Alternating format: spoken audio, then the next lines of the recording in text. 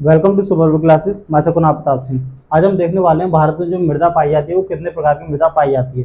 Question basically यही आता है कि कौन सी मृदा कहाँ पाई जाती है, किस राज्य में, उसकी विशेषताएं, कौन से खनिज लवण उसमें ज़्यादा पाए जाते हैं, कम पाए जाते हैं, और उसकी मुख्य फसल क्या होती है या उसकी एक दो और विशेषताएं। तो इसमें मैंने चित्र नहीं बनाया है क्योंकि अगर मैं यहाँ मैप बनाता तो ये सारी विशेषताएं जो क्वेश्चन आते हैं वो सारी नहीं हो पाती, तो इसलिए एक नोट्स के तौर पर इसको राइट डाउन करना है। ठीक है, तो जो मृदा का जो वर्गीकरण वैसे कोई 6 में बांटता है, कोई 5 में, कोई 8 में। ठीक है, तो जो भारत की जो संस्था है जिसको बोलते हैं ICAR, ठीक है, भारतीय कृषि अनुसंधान परिषद, उसने भारत की जो मृदा है उसको 8 भागों में बांटा गया है। तो हम उसी को देखते हैं। जो भारत सरकार की जो संस्था है भारतीय कृषि अनुसंधान परिषद, उसने बांटा हुआ है। तो उसके अकॉर्डिंग 8 भाग हैं। जलोढ़ मृदा, काली मिट्टी, लाल मिट्टी, लैटेराइट, पर्वतीय, शुष्क मिट्टी या मरुस्थलीय, और लवणीय और जैविक मृदा। ठीक है, अब देखते हैं। तो जो पहली है जलोढ़ मृदा, इसको दोमट मिट्टी भी बोलते हैं और काप मृदा भी बोलते हैं। ठीक है, नाम सारे याद रखने हैं क्योंकि एक एक मिट्टी को कई कई नाम से पुकारते हैं, तो वो सारे नाम स्पष्ट होने चाहिए, उनमें आपस में कंफ्यूजन नहीं होना चाहिए। ठीक है, लगभग हर मृदा दो दो या तीन तीन नाम उनके हैं। तो जलोढ़ मृदा को दोमट या काप मिट्टी बोलते हैं। अब ये बनती कैसे, क्योंकि निर्माण के ऊपर भी क्वेश्चन आता है कि इस मिट्टी का निर्माण कैसे होता है। तो जलोढ़ मृदा का जो निर्माण है वो नदी जो अपने साथ बहाकर जो मिट्टी लेके आती है, ठीक है, वो मिट्टी इकट्ठी होकर वो जलोढ़ मृदा कहलाती है। मतलब ये नदियों के द्वारा बहाकर लाई जाती है, नदी के पानी के साथ बह के आ जाती है। तो ये एक तरह से गंगा का जो मैदान है, प्लेन मैदान है, वो सारा ये जलोढ़ मृदा से ही बना है, क्योंकि गंगा के पानी जब बाढ़ आती है तो उसके साथ बह के ये मिट्टी आ जाती है। जलोढ़ मतलब जल के साथ उड़ के आ गई, मतलब जल के साथ बह के आ गई। ठीक है, ये बेसिकली होती क्या है, जो मिट्टी होती है वो बलुई मिट्टी और चिकनी मिट्टी वही होती है जो बह के आती है, आपस में मिलकर वो जलोढ़ मिट्टी बना देती है। ये बलुई मिट्टी और चिकनी मिट्टी, ये दोनों मिट्टी होती है जो जल के साथ बह के आती है और आपस में मिक्स होकर एक नई मिट्टी जलोढ़ मिट्टी बना लेती है। ठीक है, तो नदी से बह के आती है, मेन रूप से बलुई और चिकनी मिट्टी का मिश्रण होता है जलोढ़ मिट्टी। ठीक है, इसमें जो जल का अवशोषण क्षमता होती है वो सबसे अधिक होती है, जल अवशोषण। ठीक है, पानी को अपने अंदर सोखने की क्षमता।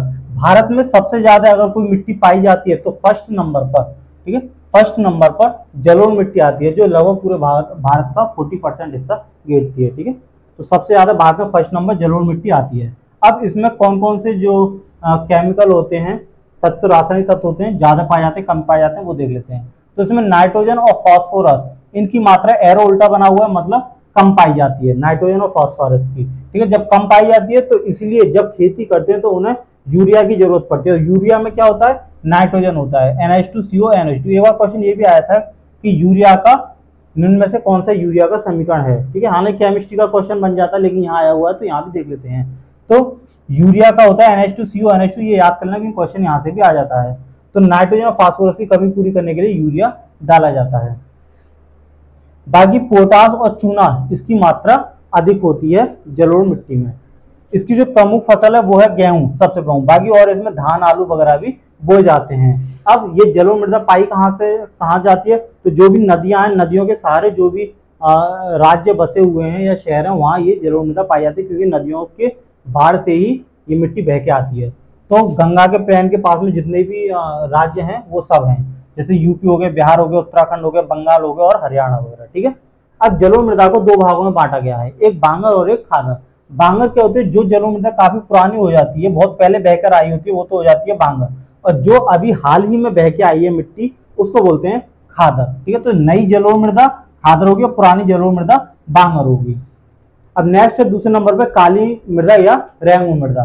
तो ये किससे होती है, जब ज्वालामुखी विस्फोट होता है तो ज्वालामुखी से लावा निकलता है, तो उस लावे में दो तरह की होती है चट्टानें, एक तो बेसाल्ट चट्टान और एक ग्रेनाइट वगैरह, आग्नेय चट्टान और बेसाल्ट। ठीक है, तो ये पीछे चट्टानों को मैंने पीछे करवा चुका, उसको आराम से देख सकते हैं, उसमें चट्टानें, पत्थर वगैरह सारे क्लियर हो जाएंगे कि कितने प्रकार की होती हैं।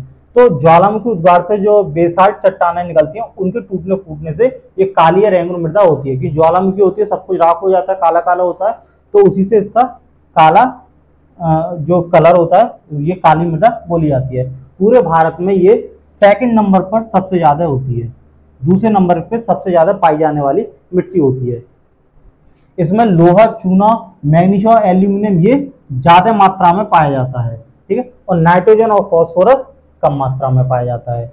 इसमें जो सबसे बढ़िया जो फसल होती है वो है कपास की। ठीक है, काफ और काली और काफ और कपास। क्वेश्चन ये आया हुआ है कि काली मृदा के लिए प्रमुख फसल कौन सी है, मतलब काली मृदा में सबसे अच्छी जो फसल होती है वो किसकी होती है, तो कपास इसकी प्रमुख है।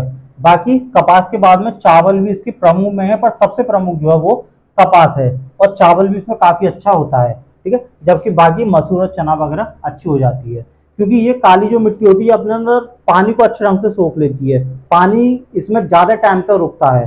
काली मिट्टी में पानी की उपस्थिति ज्यादा टाइम तक रहती है, अपने को पानी को अपने अंदर संग्रहण करे रखते हैं, तो इसलिए वजह से धान की खेती इसमें अच्छी होती है। क्यों? क्योंकि धान के लिए पानी रहना जरूरी है, तो धान की इसमें अच्छी उपज होती है, क्योंकि इसमें जल संग्रहण की उच्च, ये एरो पर लगा मतलब जल संग्रहण काफी अच्छी हाई लेवल की क्षमता होती है।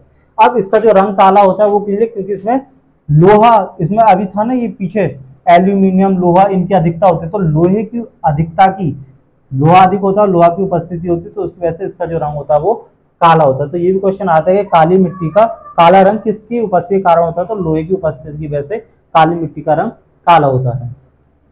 ठीक, ये कहाँ कहाँ पाई जाती है, तो गुजरात, एमपी मतलब मध्य प्रदेश, महाराष्ट्र और आंध्र प्रदेश में काली मिट्टी पाई जाती है। अब बात ये रेंगुर नाम इसका कैसे पड़ा, तो दक्षिण भारत में काली मिट्टी को ही रेंगुर नाम से जाना जाता है, ठीक है। दक्षिण भारत में काली मिट्टी को रेंगुर कह के बुलाते हैं। बाकी अदर जो नाम है, केरल में इसको शाली नाम से, शाली मृदा, और उत्तर भारत में केवाल मृदा के नाम से जाने जाते हैं। तो ये तो इतना इंपोर्टेंट नहीं है, पर रेंगुर वाला ये याद रखना, रेंगुर दक्षिण भारत में और बाकी काली मृदा है ही है।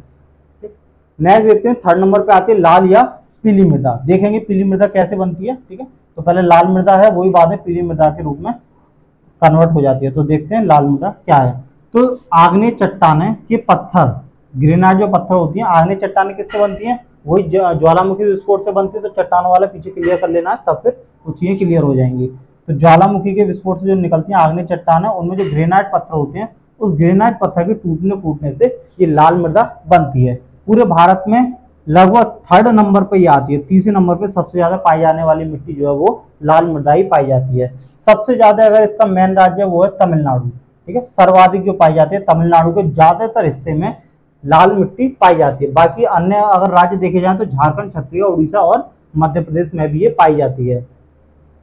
मोस्टली खनिज लवण इसमें पाए जाते हैं, अधिकांश खनिज मतलब लगभग सारे खनिज इसमें पाए जाते हैं। क्यों? क्योंकि लावे से खुद निकली होती है, लावे से बनी होती है, क्योंकि आग्नेय चट्टान है वो लावों का ही वो है। आग्नेय मतलब आग के थ्रू, जो आग से निकली हो, और आग कहाँ से होती है, ज्वालामुखी विस्फोट से निकलती है। लाल रंग की, ये भी क्वेश्चन आया था कि जो लाल मृदा का रंग लाल जो होता है वो किसकी उपस्थिति के कारण होता है, तो वो आयरन ऑक्साइड होता है Fe2O3, इसकी उपस्थिति की वजह से ये लाल कलर की दिखाई देती है, ठीक है। हमारा जो ब्लड होता है उसका रंग भी लाल क्यों दिखाई देता है, कि उसमें Fe होता है, Fe की उपस्थिति की वजह से हमारा ब्लड भी लाल रंग का होता है। तो Fe जहां भी प्रेजेंट होगा वो चीज लाल रंग की दिखाई देगी। अब पीला रंग इसका, तो जहां बारिश ज्यादा आती है वहां इसके जो खनिज लवण होते हैं वो सारे बह जाते हैं। तो जब खनिज लवण बह जाते हैं तो ये पीले रंग की दिखाई देने लगती है। बारिश ज्यादा होती है तो बारिश ज्यादा होने के बाद में खनिज लवण इसके सारे बह जाते हैं, तो खाली जो मिट्टी बचती है उसका रंग पीला दिखाई देने लगता है। अब ये कहाँ होती है, तो केरल में हमेशा मोस्टली बारिश पड़ती रहती है केरल में। तो केरल में जब बारिश ज्यादा होती है सारे खनिज लवण बह जाते हैं, तो यही मिट्टी, लाल मिट्टी पीले रंग की दिखाई देने लगती है। तो मुख्यतः केरल में इसका पीला रंग दिखाई देता है, ठीक है। कैसे? अधिक वर्षा में खनिजों के बह जाने से, ठीक है। तो ये क्लियर हो गया, पीला रंग इसका कैसे होता है, खनिज लवण ज्यादा बारिश की वजह से बह जाते हैं तो वो लाल मिट्टी पीले रंग की दिखाई देने लगती है। और ये मुख्यतः कहाँ है, केरल में। अब इसमें जो खनिज लवण होते हैं नाइट्रोजन और फास्फोरस कम मात्रा में पाए जाते हैं, ज्यादातर उसमें नाइट्रोजन और फास्फोरस कम ही मात्रा में पाए जाते हैं। नीचे एरो लग रहा है, नीचे मतलब कम पाया जाता है, ठीक है। फसल उत्पादन के लिए अच्छी नहीं होती, ठीक है। नेक्स्ट, इसमें जो खेती होती है, वैसे तो कोई भी खेती इसके लिए अच्छी नहीं है ये, ठीक है। पर अगर ज्यादा करो तो ज्वार, बाजरा, मूंगफली, अरहर वगैरह ये हो सकते हैं, पर कम मात्रा में होती है। ये नहीं कि ये मिट्टी इनके लिए काफी अच्छी हो, ऐसा नहीं है, ये भी नहीं होते इसमें, ठीक है।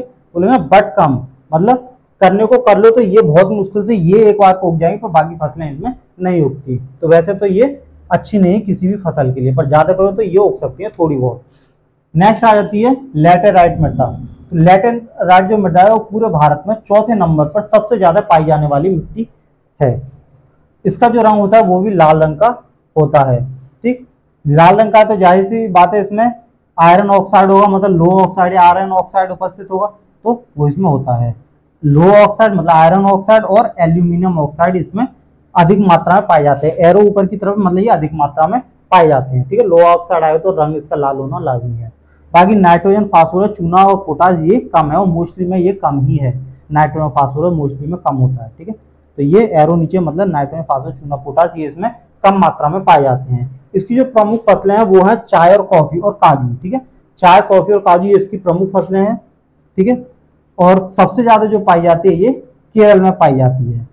बाकी जो दूसरे राज्य हैं वो तमिलनाडु है, कर्नाटक है, असम है, ये भी लगभग दक्षिण भारत में पाए जाते हैं। पर सबसे ज्यादा जो पाई जाती है केरल का अधिकांश जो क्षेत्र है वो लैटराइट मृदा से घिरा हुआ है, भरा हुआ है। नेक्स्ट है पर्वतीय मृदा। तो पर्वतीय मृदा जाहिर सी बात है वहां पाई जाती है जहां पर्वत ज्यादा होते हैं, पर्वतों के आसपास। तो इसमें कंकड़ पत्थर की मात्रा अधिक होती है। क्यों? क्योंकि पर्वतों में पाई जाती है और वहाँ पहाड़ होते हैं, टूटते रहते हैं भूस्खलन से, तो छोटे छोटे टुकड़ों में टूट जाते हैं, वो कंकड़ पत्थर की इसमें मात्रा ज्यादा होती है। तो इस पर जो खेती होती है वो झूम खेती काफी होती है। एक बार क्वेश्चन आया था कि झूम खेती कहाँ सबसे ज्यादा होती है, तो नागालैंड के लिए, इसलिए मैंने ये साथ में लिख दिया है। नागालैंड झूम खेती के लिए फेमस है, झूम खेती नागालैंड में सबसे ज्यादा होती है। तो पर्वतीय मृदा में कैसी खेती होती है? झूम खेती। ठीक, अब इसकी प्रमुख खेती क्या है? तो गरम मसाले जैसे इलायची, सौंठ वगैरह होगी, काली मिर्च वगैरह, तो गरम मसाले के लिए ये मृदा उपयुक्त रहती है, पर्वतीय मृदा। नेक्स्ट आते हैं छठे नंबर पे शुष्क मृदा या मरुस्थलीय मृदा। ठीक है, जो नाम से क्लियर, मरुस्थलीय मृदा तो ऐसी जगह पे पाई जाएगी जहां मरुस्थल होता है। वो भारत में राजस्थान है या राजस्थान का कुछ आजू बाजू गुजरात वगैरह कुछ हिस्सा हो गया। तो इसमें फास्फोरस अधिक मात्रा में होती है, पर नाइट्रोजन और जो बाकी कार्बनिक तत्व होते हैं मतलब कार्बन से बने हुए तत्व वो कम मात्रा में पाए जाते हैं और इसमें फास्फोरस अधिक मात्रा में पाई जाती है। इसकी जो प्रमुख फसल है वो है तिलहन। ठीक है, तिलहन इसमें अच्छा खासा होता है। बाकी अगर दूसरा है तो वो ज्वार बाजरा वगैरह इसमें हो सकती है, पर तिलहन इसमें अच्छा खासा हो जाता है। कहाँ पाई जाती है? तो राजस्थान में, और राजस्थान के जो सटे हुए राज्य हैं उनमें, जैसे गुजरात हो गया, ठीक है, और यूपी का थोड़ा सा हिस्सा, ठीक है, हल्का फुल्का, हरियाणा का भी थोड़ा सा हिस्सा आ जाता है जो शुष्क या मरुस्थलीय मृदा में जो साइड में है लगता हुआ हो।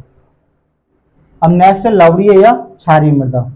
तो इसमें इसके जो अन्य नाम है, वैसे दो नाम तो हो गए, लवणीय क्षारीय मृदा मतलब जहाँ ये जो मृदा होती है इसका पीएच लेवल 7 से ज्यादा होता है। क्योंकि जो क्षार होते हैं, अम्ल क्षार और लवण देखे होंगे, तो क्षार जो होते हैं पीएच लेवल उनका 7 से ज्यादा होता है।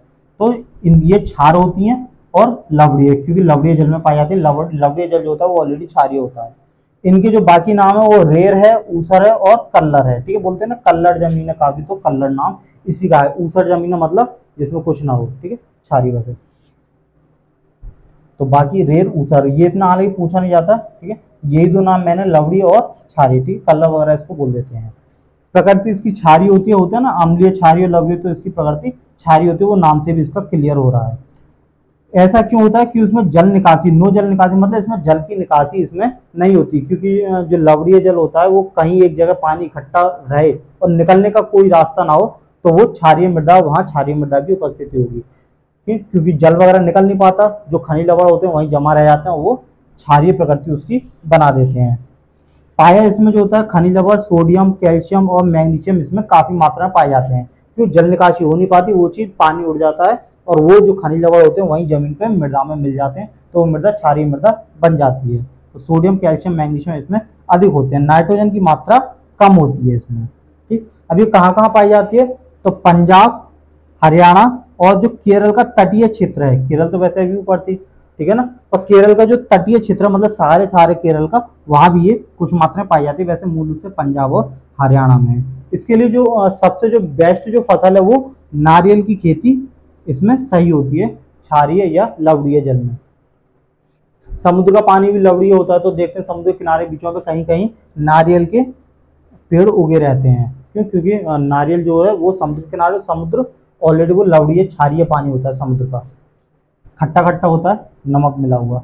नेक्स्ट है जैविक मृदा, पीट मृदा या दलदली मृदा। इसमें फास्फोरस और पोटास की मात्रा कम होती है और लवण इसमें काफी मात्रा में उपस्थित होते हैं। लवण की मात्रा इसमें ज्यादा होती है दलदली मृदा में। फसल उत्पादन में ये काफी अच्छी मानी जाती है दलदली मृदा। ठीक है, कहाँ पाई जाती है? तो पंजाब, पश्चिम बंगाल, केरल और उत्तराखंड में क्षारीय दलदली मृदा जो है वो अच्छी खासी पाई जाती है। तो इस तरह से भारत की जो मृदा है, जो भारतीय कृषि अनुसंधान परिषद ने जो बांटा हुआ, उसके हिसाब से हमने सारी मृदा का वर्गीकरण देख लिया। इसमें से कुछ नहीं बचता है। बाकी जो मैप है आप गूगल पे देख सकते हैं, गूगल पे डाल के। मैप से क्या होता है, हमें कहाँ कहाँ पाई जाती है वो चीज़ें अच्छा दिमाग में बस जाती हैं।